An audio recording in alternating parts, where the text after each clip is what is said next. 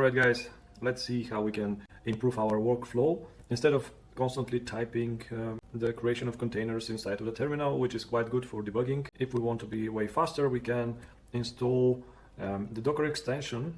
So you get it directly from extensions, and then you type Docker and you install this extension.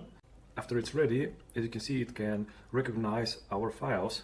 Here, for example, we have two services, Postgre and Redis, and basically we can right click either on the file and go with a compose up, down, or selected services, which can give us opportunity to start only selected services from here. Let's say that we would like to start only the Redis, and then click on OK.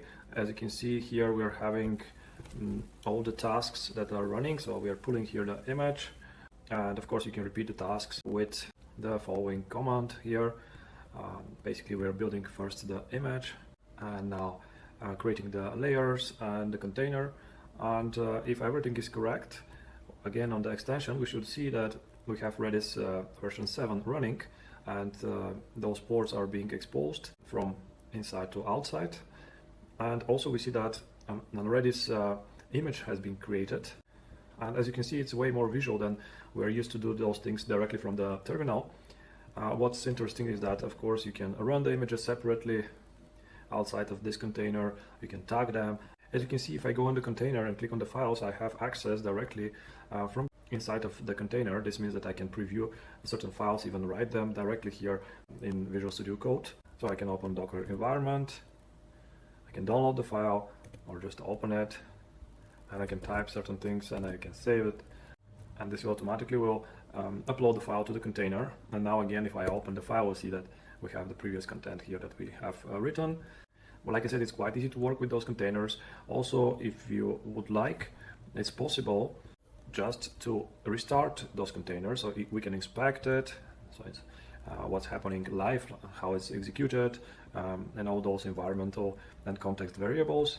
And we can stop the container and restart it, as well as we can remove it. And it's way more interactive and easy than just typing those commands, like I said. The same goes for the images. And if we create one new Docker file and have this information inside, it's just a sample one. As you can see, certain highlighting here in order for us not to make mistakes while typing. And also we'll be able to build an image. As you can see here, build image, and we can tag this, let's say with Node version 1. And the extension will read this context here from our Docker file and build an image from it. So instead of typing this long command, everything is done for us. And as you can see, all the steps here are being executed. Now again, if we check our images, we'll see this new image here tagged Node v1 is being created.